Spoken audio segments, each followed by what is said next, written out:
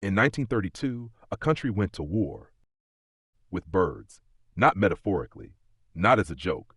The government of Australia actually deployed soldiers with machine guns to fight thousands of giant flightless birds called emus. The conflict lasted just over a month. Nearly 10,000 rounds of ammunition were fired, and in the end, the military retreated. Today, this bizarre episode is remembered as the Great Emu War, one of the strangest military operations in history. But what really happened? And how did a modern army end up losing a battle against birds? To understand the Emu War, we need to go back to the years after World War I.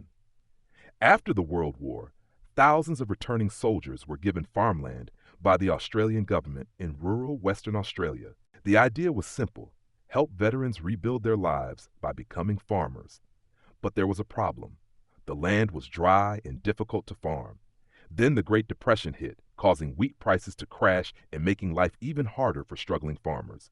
And just when things couldn't get worse, about 20,000 emus migrated into the farmland. The birds tore through wheat fields, destroyed crops, trampled fences, and even created holes that allowed rabbits to enter and cause even more damage. For farmers already on the brink of bankruptcy, it was a disaster. Desperate farmers asked the government for help. So, the Australian Minister of Defense, George Pearce, approved a plan that sounded more like a military operation than pest control. The army would step in. In November 1932, 3 soldiers from the Royal Australian Artillery were deployed to the region. They were led by Gwynedd Purves Wyn Aubrey Meredith. Their equipment? 2 Lewis machine guns and 10,000 rounds of ammunition. The mission seemed simple: eliminate the emus destroying the crops. But things didn't go according to plan. The first encounter didn't go well. The soldiers spotted a large group of emus and opened fire. But the birds scattered instantly. Instead of moving as one large group, they split into smaller flocks, making them extremely difficult targets. Even worse, emus are incredibly fast. They can run up to 31 miles per hour, easily outrunning vehicles across rough terrain. At one point, soldiers mounted a machine gun on a truck to chase them. But the ride was so bumpy that the gun couldn't be aimed properly.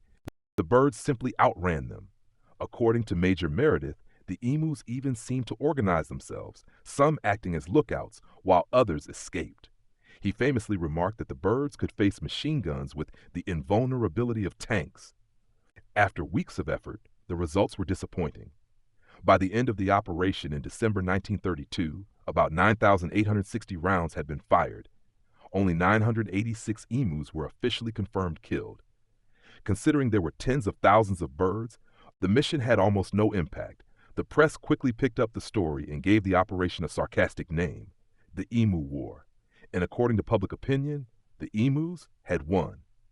Even though the military campaign failed, the problem didn't disappear. Farmers continued asking for military assistance in later years, but the government refused. Instead, officials introduced a bounty system, paying hunters for every emu killed. More than 57,000 bounties were claimed in just 6 months. Farmers also built stronger fences to keep wildlife out of their crops. Today, the Emu War is remembered not as a real war, but as one of the strangest moments in modern history, a time when an army armed with machine guns was outmaneuvered by birds. The Great Emu War might sound like a joke, but it actually happened. And it serves as a reminder that sometimes nature wins, and occasionally history gets a little weird. Thanks for watching. Hit like if you learned something new, and subscribe for more weird history.